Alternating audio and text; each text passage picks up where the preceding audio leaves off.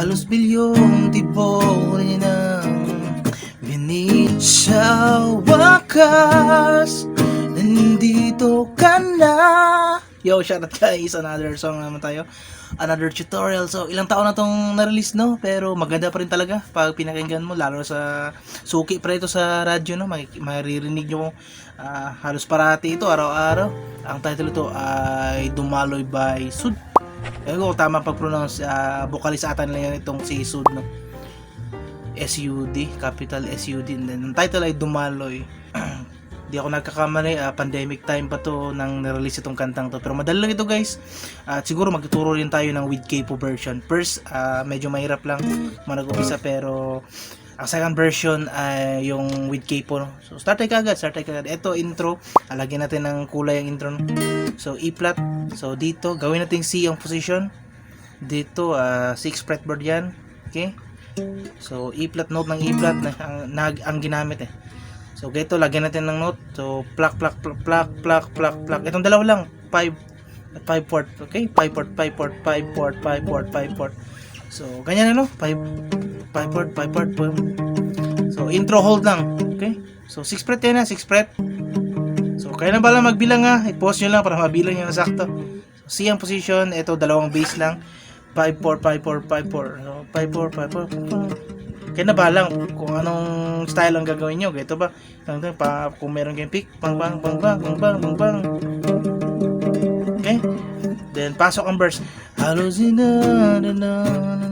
Sorry.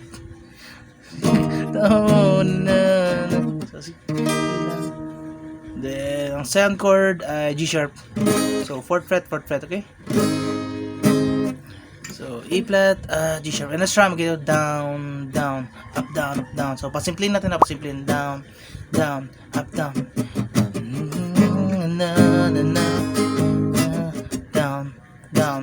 Down, up, down. So, yun lang, chord ang first chords. Pati rin ang chord, pero may pag-iiba ng kaunti sa chorus.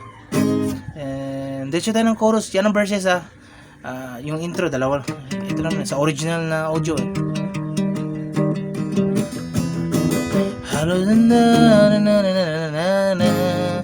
And chorus tayo. Ito naman, chords ng chorus. Yun pa rin ang first 2 lines and then ang last line mag-iba. So, play na lang natin chorus.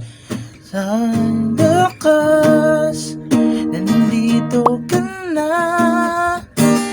Natukot pa ako nung simula. Then second time, sa wakas, nandito ka na. So 2 times, no? And then ang last line, eto, mundo kong malabo. So ang last line ay G minor 7. So G minor lang guys, third fret.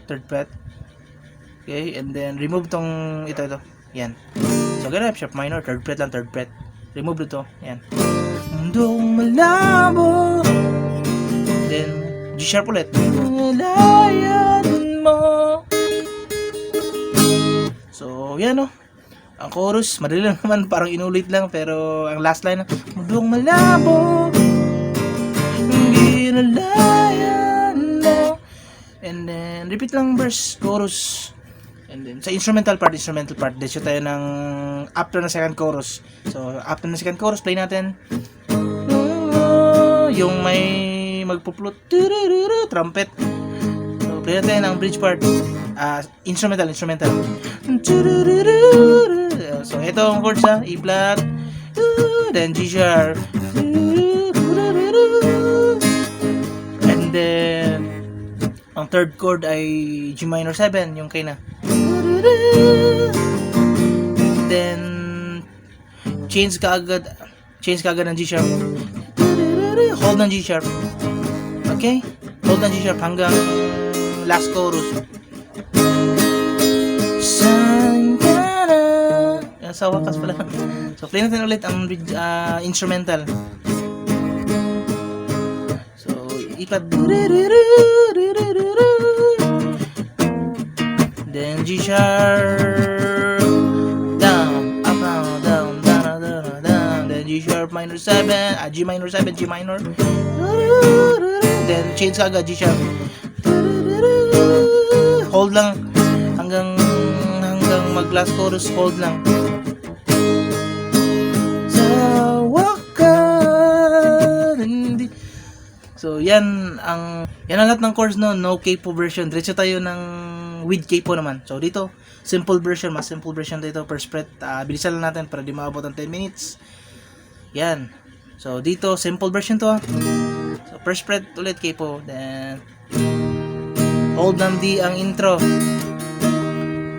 Then DG lang, DG. Pinadali niya to simple. So yun pa rin ang echo 2 times.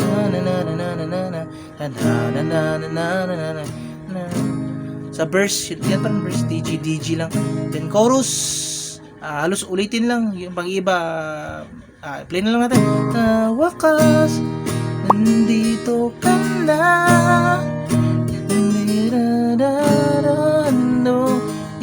Two times.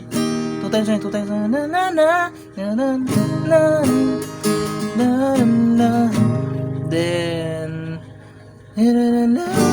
so pwede na mag-ito. So pwede na ito. F sharp minor na lang para di masyadong mahirapan kayo, no? Then G. So yan ang third line na chorus, third line. G sharp, F sharp minor. Then G. And then ang instrumental part, ito pa rin, kopyahin lang natin ang ikot. So D, then G sharp,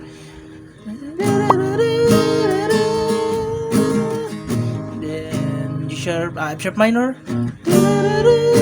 then change kagad G.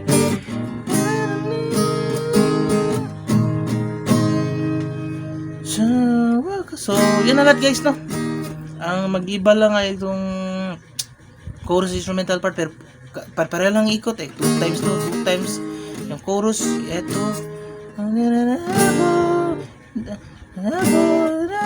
pati yung instrumental part.